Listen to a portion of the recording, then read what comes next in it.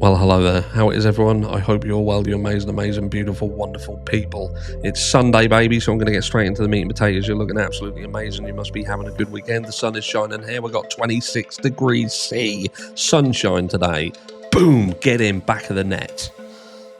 How can we be excited about 26 degrees in the UK? Because it's probably the only good thing about the UK when we get weather that kind of looks a little bit like we get nice weather. Every blue moon.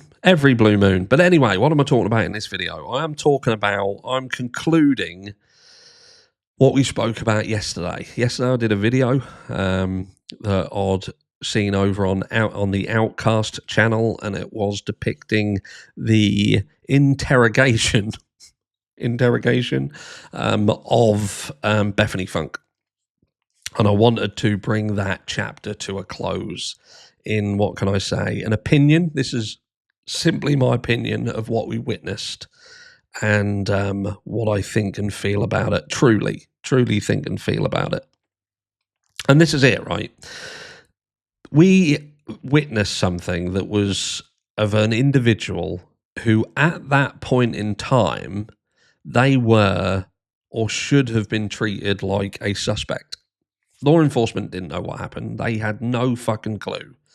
There had been a delay in calling 911 of no less than 8 hours, if we believe the narrative that's been pushed. So this individual was one of a duo who was inside a property that 4 other individuals had been slaughtered, and they'd delayed obtaining help, which is a felony. It's a felony to not report a crime in Idaho, albeit a minor one. It's not a massive one, but a felony all the same.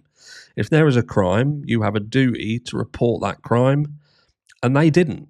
They absolutely didn't. It got to the point where they got other people over because so much time had surpassed that they'd got themselves in a bit of a muddle, and someone else made a phone call. That's how that panned out.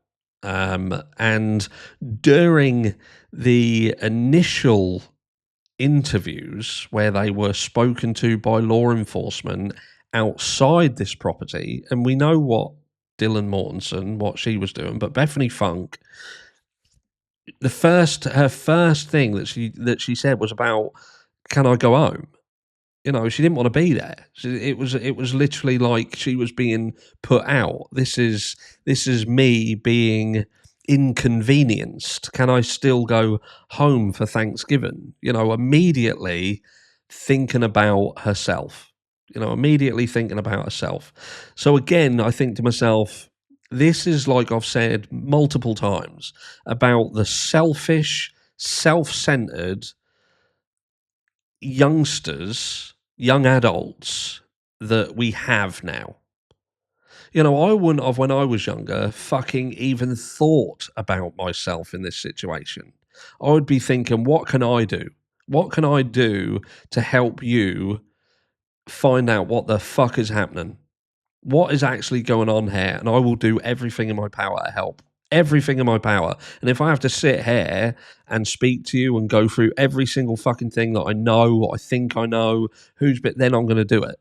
But this is not what we witness here.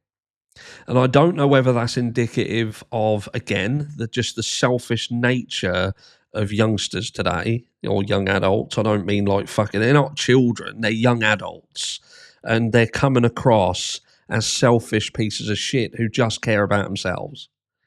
Care about themselves. Xana Canodal seen on the floor, fucking left there for hours with no real excuse as to why you wouldn't have gone over and just checked her and made sure that she was all right. But apparently they didn't do that. For 8 hours, they were happy to just leave her laying on the floor, believing that she was just under the influence of alcohol. Leave her on the floor, on her fucking back, laying there choking on her own vomit. Do you know what I mean? Which I've said before. But then we come into this interview. And not to mention, Dylan Mortensen had flat out fucking lied in the initial interview that was done outside the property, 1122 King Road. because again, they had made it sound, and Bethany Funk did exactly the same in the interview inside the station, that they had gone to sleep, that they had literally gone to sleep. So what you see in this interview is not really the key questions, the real questions that should have been asked right at that moment. They weren't, and I can't work out why. Now, somebody reached out to me on email and they said, what you probably witnessed was a tactic being used by law enforcement that kind of is a little bit more kid gloves to lure them into a bit of a false sense of security. Oh, this guy's on my side. We don't want to hit him too hard because, they'll just close down the hatches, batten down the hatches, probably get parents involved, probably get an attorney involved, and they're just going to switch off. The old no comment, no comment. You get that out. But he could have still been kid gloves and asked the hard questions, but he didn't. And I'm thinking to myself, why wouldn't you, before any of these individuals have had chance to get together, spend time together, bearing in mind they've already had 8 hours, which is fucking far too much, but before they've had time to concoct any stories, and I'm not saying that they did concoct any stories, because their story has changed more times than, I don't know, something that changes a lot. Let me know down below something that changes a lot that isn't their story.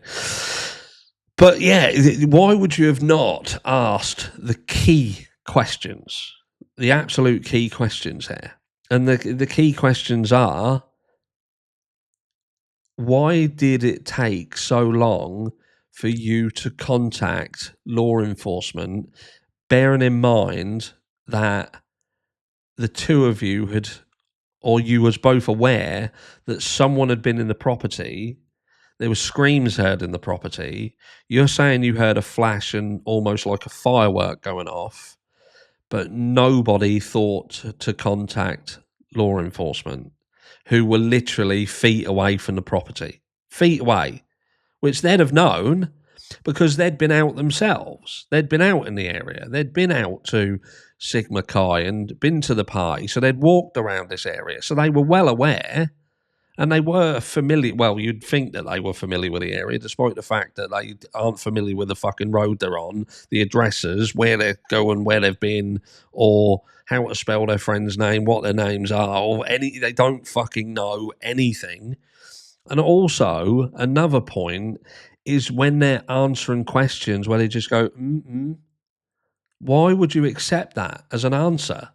What the fuck is mm-mm?